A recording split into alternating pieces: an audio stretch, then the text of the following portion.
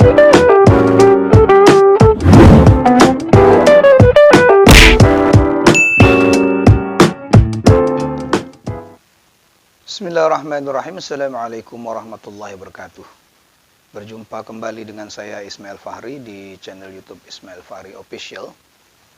Baik, kali ini kita berjumpa untuk membahas masalah problematika guru dalam mengajar bahasa Arab di kelas atau mengajar bahasa Arab bagi orang-orang non-Arab, yaitu ghairun natiqin. Pengajaran bahasa Arab itu banyak masalahnya atau banyak problemnya ketika bahasa Arab itu diajarkan kepada orang-orang non-Arab. Ditambah lagi karena bahasa Arab itu adalah bukan bahasa kita, tetapi bahasa asing. Bahasa kita adalah bahasa daerah atau bahasa Indonesia. Tentu ketika kita mengajarkan bahasa Arab itu sebagai bahasa asing akan banyak masalah di situ. Oke, kali ini kita akan membahas itu semua, membahas bagaimana problem-problem yang terjadi di dalam kelas atau ketika seorang guru dalam mengajarkan bahasa Arab itu bagi pelajar yang bukan dari Arab. Tapi kalau dari Arab mungkin tidak banyak problem. Tapi kalau dari kita, Indonesia atau orang non-Arab, banyak problem. Baik, kita mulai pembahasannya itu. Nah, sebelum saya membahas masalah problematika pengajaran bahasa Arab itu sendiri, saya ingin memberi penjelasan sedikit mengenai tentang apa tujuan orang belajar bahasa Arab itu. Karena pasti ada tujuan orang ketika belajar. Nah, kalau kita lihat orientasi orang belajar bahasa Arab itu, pertama orientasi religius. Karena bahasa Arab itu belajar orang bahasa Arab itu pertama karena orientasi religius. Artinya kita orang Indonesia ini adalah mayoritas orang Muslim. Ibadah kita itu menggunakan bahasa Arab. Salat, ya, kita menggunakan bahasa Arab. Maka orang Muslim itu belajar bahasa Arab dalam rangka untuk mencapai kekhusyuan dia dalam beribadah kepada Allah dalam menggunakan bahasa Arab itu. Pertama, agar lebih fasih dalam komunikasinya dengan Allah. Kemudian mengerti maknanya, kemudian juga jelas pengucapannya, dan lain sebagainya. Artinya bahasa Arab itu sangat penting bagi mereka untuk menambah kekhusyuan dalam sholatnya, untuk menambah keimanan mereka, bahkan meningkatkan religius mereka dalam beribadah itu. Nah, itu tujuan yang pertama. Ada lagi tujuan yang kedua, yaitu orientasi akademis. Artinya bahasa Arab itu dipelajari untuk digunakan memahamkan atau memahami teks-teks yang berbahasa Arab atau kitab-kitab yang ditulis oleh para ulama dahulu dengan bahasa Arab. Seperti kitab fikih, kitab hadis, kitab akidah, ya. Itu banyak ditulis pakai bahasa Arab. Nah, untuk memahami itu seseorang mempelajari bahasa Arab. Jadi dia terampil membaca bahasa Arab itu dan memahami isinya. Jadi secara akademis, orientasinya adalah dia ingin meningkatkan kemampuan bahasa Arabnya itu untuk digunakan dalam memahami tulisan atau kitab-kitab yang berbahasa Arab. Maka keterampilan yang dia pelajari adalah keterampilan qiraah, yaitu membaca. Teknik membaca. Kemudian istima'nya juga kuat. Nah, ini orang-orang yang bersifat akademis, yang bertujuan secara akademis. Kemudian yang ketiga, tujuan orang mempelajari bahasa Arab itu sebagai orientasi profesional. Artinya bahasa Arab itu digunakan untuk bahasa dalam profesi dia. Misalnya TKI yang dikirim ke Arab. Ya, tentu dia harus bisa berbahasa Arab. Untuk apa? Supaya dalam komunikasinya dia, dalam bekerja, dalam profesi dia itu dia bisa lancar dalam komunikasi dan tahu apa keinginan si pembicara, dengan dia sudah mengerti semua. Kenapa? Dia sudah pintar berkomunikasi dalam bahasa Arab. Nah, tentu orang seperti tujuan profesional ini pertama dia harus menguasai komunikasi atau maharatul kalam. Kalau tadi maharatul qiraah, kalau sekarang maharatul kalam itu nomor satu. Ya, kalam itu nomor satu. Dia harus bisa pintar berbicara. Karena profesi dia harus menggunakan komunikasi. Nah, maka dia belajar bahasa Arab. Ini bagi mereka yang kena TKI ke luar negeri, khususnya daerah-daerah Timur Tengah. Nah, itu kira-kira tujuan orang mempelajari bahasa Arab. Nah, sekarang kita masuk ke bagian problematika bahasa Arab itu sendiri. Nah, apa problematika bahasa Arab itu sendiri? Ketika kita menjadi seorang guru, ketika kita menjadi seorang guru bahasa atau bahasa Arab, pertama kita menghadapi siswa. Nah, problem pertama kita ada di siswa itu. Siswa, kenapa? Siswa ini kurang memiliki motivasi. Siswa kurang memiliki motivasi dalam belajar bahasa Arab. Nah, motivasi ini lemah. Kenapa lemah? Karena mereka itu tidak punya tujuan dalam bahasa Arab itu. Apa tujuannya belajar bahasa Arab? Harus berikan tahu tujuannya apa kita belajar bahasa Arab.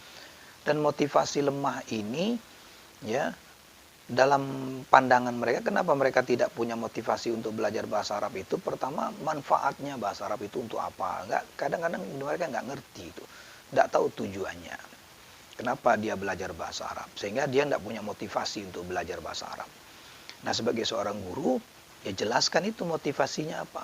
Atau timbulkan motivasinya sehingga dia bermotivasi ingin belajar bahasa Arab. Nah, itu pertama. Jadi memotivasi dulu, memotivasi murid-murid kita ini agar dia mau belajar bahasa Arab. Dan lagi mereka ini kadang-kadang belajar bahasa Arab itu tergantung dari memotivasi itu terlihat pada perbandingan bahasa Arab dengan bahasa lain. Maka mereka menganggap bahwa bahasa lain itu lebih penting daripada bahasa Arab. Contohnya bahasa Inggris. Bahasa Inggris itu banyak dibutuhkan di dunia ini. Semuanya menggunakan bahasa Inggris. Bahkan keterangan-keterangan obat saja menggunakan bahasa Inggris. Semua mekanik atau semua catatan-catatan yang penting secara ilmiah, saintifik itu menggunakan bahasa Inggris. Maka bahasa Inggris itu lebih dominan. Ditambah lagi bahasa Inggris itu secara internasional sudah diakui. Sehingga itu motivasi mereka itu menjadi kuat untuk belajar bahasa Inggris ketimbang bahasa Arab.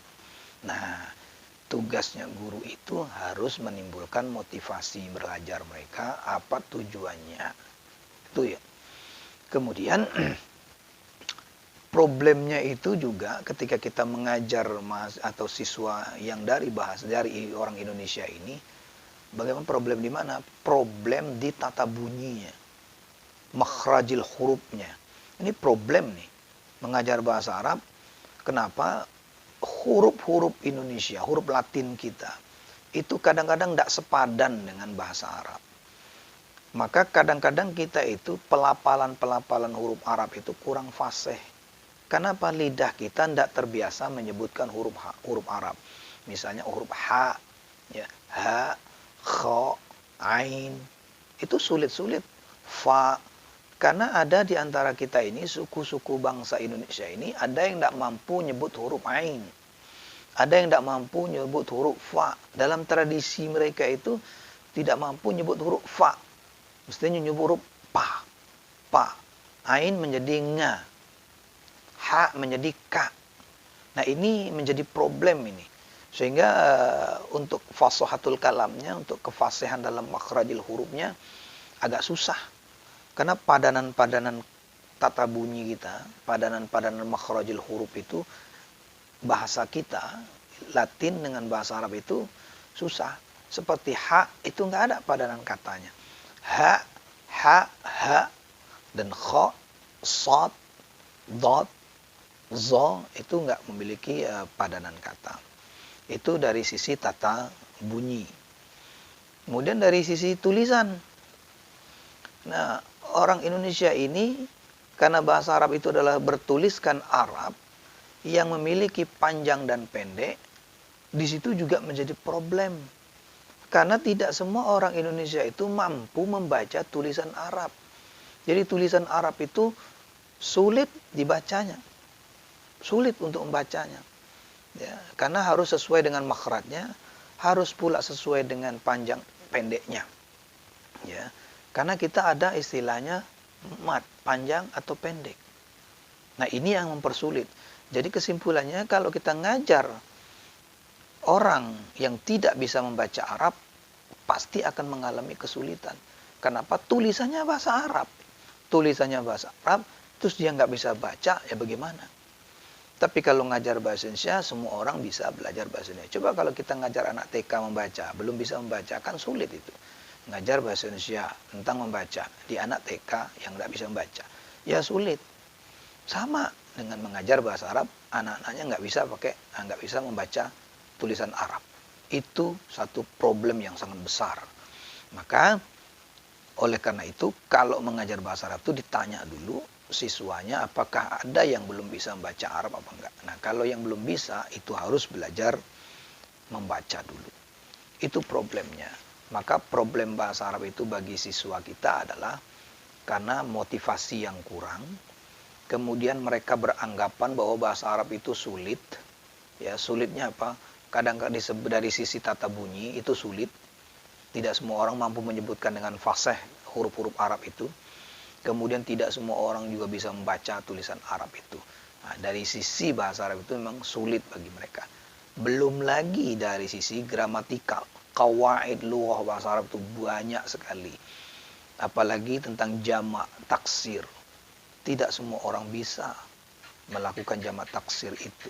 Belum lagi nausorobnya, perubahan bentuk kata, kemudian perubahan kalimat-kalimatnya, tata kalimatnya. Itu banyak yang harus dipahami dan dihafal kaidah-kaidahnya tadi. Maka itulah menjadi sulit menurut siswa kita. Sulit itu karena mereka tidak punya motivasi. Tetapi sesulit apapun materi itu, tapi kalau punya motivasi yang kuat, bangga dengan bahasa Arab itu, maka itu akan menjadi mudah. Maka timbulkan rasa bangga terhadap bahasa Arab itu. Kalau kita malu menggunakan bahasa Arab di luar, gengsi atau malu, maka itu akan sulit untuk mencapai kemampuan dalam berbahasa Arab. Itu dari sisi siswa. Kemudian dari sisi metode yang kedua.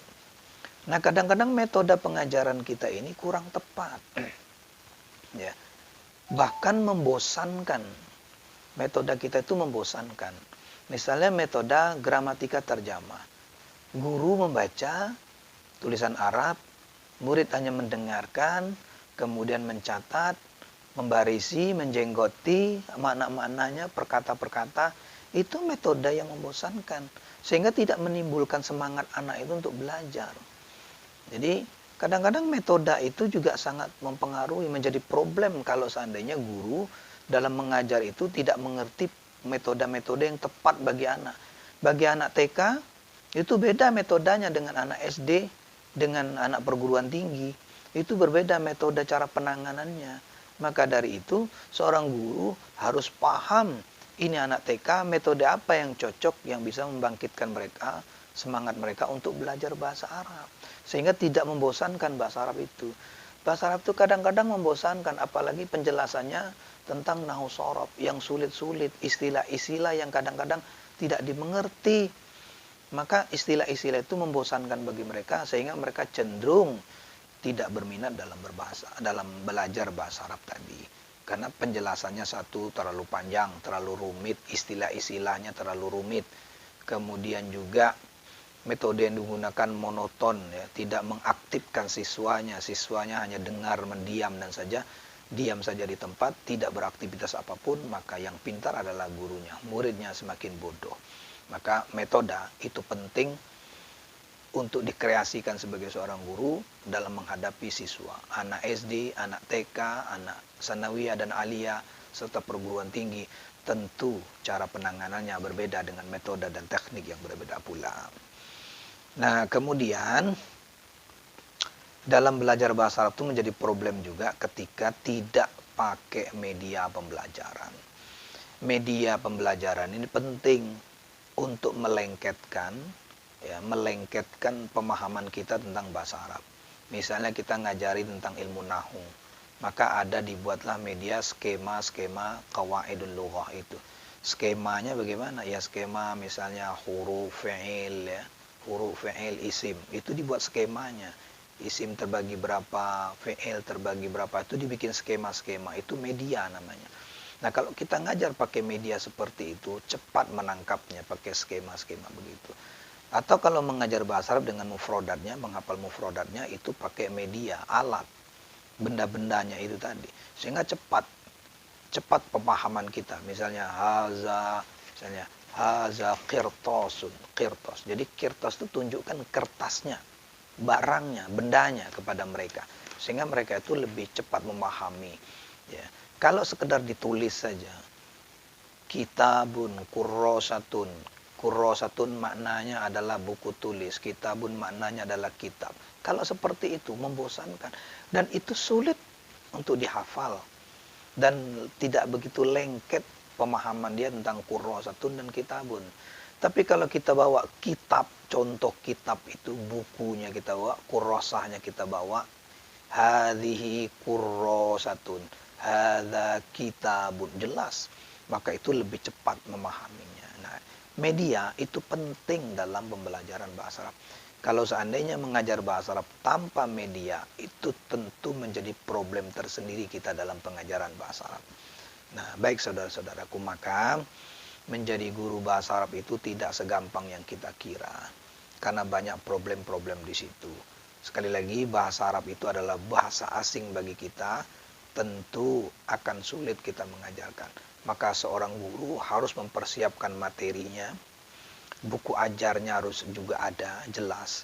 Kalau mengajar itu bahasa Arab harus punya buku ajar atau buku paket.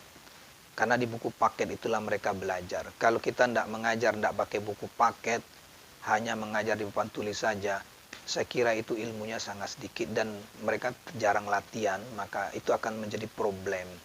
Nah, maka buku paket atau buku ajar itu penting, penting atau modul itu penting bagi siswa kita. Sehingga mereka bisa belajar dalam buku itu dan kita bisa mengarahkan bagaimana cara belajarnya. Ada latihan-latihan di situ, mereka suruh menjawab, kemudian membaca, mendengar dan segala macam. Itu buku paket itu penting. Jadi media pembelajaran juga penting, buku-buku paket juga penting bagi kita sebagai seorang guru dan harus persiapkan. Kita siapkan materi kita siapkan buku paketnya, kita siapkan media pembelajaran. Ya, alat pembelajaran untuk meningkatkan keberhasilan kita dalam mengajar. Saudara-saudara sekalian, mungkin itulah beberapa problem ketika kita mengajar bahasa Arab itu. Maka problem itu akan hilang. Kuncinya ada di bagaimana kita meningkatkan kualitas kita sebagai seorang guru, meningkatkan kualitas pengetahuan kita tentang metode pengajaran atau teknik pengajaran, kemudian kreativitas ya, dan peka terhadap siswa kita. Siswa kita itu membutuhkan apa, butuhnya bagaimana dengan siswa kita. Guru harus memahami karakter siswanya. Siswanya nggak bisa membaca, bagaimana caranya mengajarkan bahasa Arab bagi mereka yang tidak bisa membaca tulisan Arab. Siswa yang belum bisa menulis, bagaimana caranya mengajar di mereka itu. Siswa yang tidak punya motivasi, bagaimana meningkatkan motivasinya sehingga mereka itu mau belajar bahasa Arab. Nah, itulah problem-problem yang harus diatasi. Maka semua bisa kita atasi kalau seandainya kekuatan itu ada pada gurunya. Guru itu sangatlah mulia dan sangat tergantung kepada guru untuk meningkatkan kualitas murid kita. Maka kualitas murid kita, kualitas berbahasa kita, kualitas keterampilan berbahasa adalah pada guru. Jadi guru bisa mengajar, bisa mengajak anak-anak untuk meningkatkan kemampuan mereka. Nah, itulah tugas guru. Saya kira itu yang dapat saya sampaikan pada kali ini tentang problematika pengajaran bahasa Arab. Cukup sampai sini, mudah-mudahan ada manfaatnya bagi kita. Terima kasih atas perhatiannya. Assalamualaikum warahmatullahi wabarakatuh.